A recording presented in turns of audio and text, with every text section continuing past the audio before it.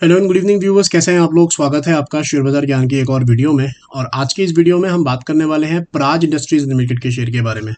आज के सेशन में लगभग 9.5% ऊपर एक जंप देखने को मिला है प्राज के अंदर में आफ्टर अ लॉन्ग टाइम। और काफ़ी इंपॉर्टेंट रहेगा मुझे लगता है आने वाले 2 दिन स्पेशली प्राज के लिए। कौन से लेवल्स का ध्यान रखना है, क्या जो रैली है वापस आएगी प्राज में या गिरावट जो है वो ख़त्म हो गई है, इन सब चीज़ों के बारे में हम बात करेंगे।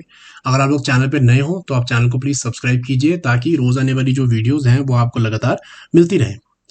तो देखिए, प्राज के अंदर सबसे अच्छी चीज़ ये है कि थोड़ा बहुत एक रिस्पाइट जो है शेयर होल्डर्स को मिल रहा है। पिछला हफ्ता तो बहुत ही ख़राब था, जहाँ पे प्राज ने एक दिन में 6%, एक दिन में 4% गिर गिर के 450 का लेवल भी तोड़ दिया था। So finally we are seeing some respite in Praj.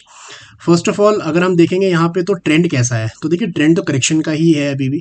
एक दिन की या एक हफ्ते की मजबूती से ट्रेंड नहीं पलट जाता। अगर आप यहाँ पे इसके कैंडल स्टिक्स को हाइड करोगे so you will see the 20 moving average very clearly. तो मैं इसको अगर यहाँ पे हाइड करता हूँ तो आप देख सकते हो कि जो 20 मूविंग एवरेज का शेप है वो नीचे की तरफ है, और जो ये लॉन्ग टर्म एवरेज है ये ऊपर की तरफ है। This basically tells you a mixed trend, कि जो शॉर्ट टर्म ट्रेंड है वो तो नीचे का तरफ है लेकिन शेयर तो अच्छा ही है, सो लॉन्ग टर्म ट्रेंड ऊपर की तरफ ही है। So this basically tells that the stock is still in a consolidating mode. जो आज का रैली आया है या आज का जो बाइंग इसके अंदर में आया है, इसके क्या मायने निकाले जाए। तो देखिए, ये फिलहाल तो एक पुल बैक है। पुल बैक हम तब तक इसको बोलेंगे जब तक ये अपनी कोई रेजिस्टेंस पार नहीं करता। और इसका जो रेजिस्टेंस है दैट इज अराउंड 530, 530 के ऊपर में वीकली क्लोजिंग हमारे को चाहिए, 532 टू बी प्रिसाइज। 533 की अगर हमारे को वीकली क्लोजिंग मिलती है तब हम बोल सकते हैं कि हाँ अब यहाँ से और चलने के लिए रेडी है, और उस केस में प्राज जो है 585 तक जा सकता है। बट वहां तक की बात जब होगी तब होगी।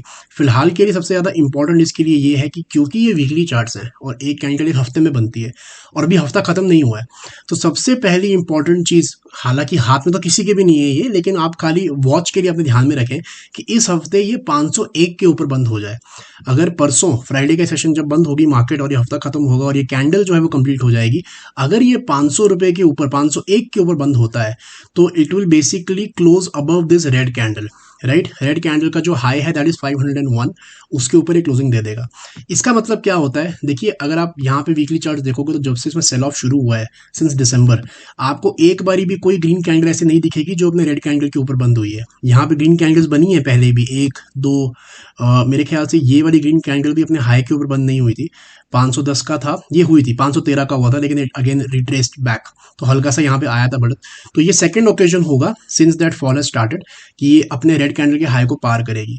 और जब ऐसे बार बार होता है तो इसका मतलब ये होता है कि सेलिंग कहीं ना कहीं जो है वो खत्म हो रही है शेयर के अंदर में। So that is very important to watch.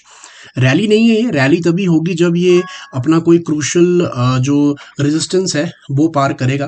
But तब तक ये एक पुल बैक ही है और आपको वॉच आउट करना है 530 टू 533 के लेवल्स। वैल्यूएशन तो इतने महंगे नहीं है, अराउंड 34 का वैल्यूएशन है, और ये शेयर काफ़ी अच्छा है लॉन्ग टर्म के लिए। लेकिन अगर सही लेवल्स पे खरीदा जाए तो जब पिछली बारी भी चलना शुरू ये हुआ था तो इन्हीं सिमिलर वैल्यूएशन से चलना शुरू हुआ था 30-31 के।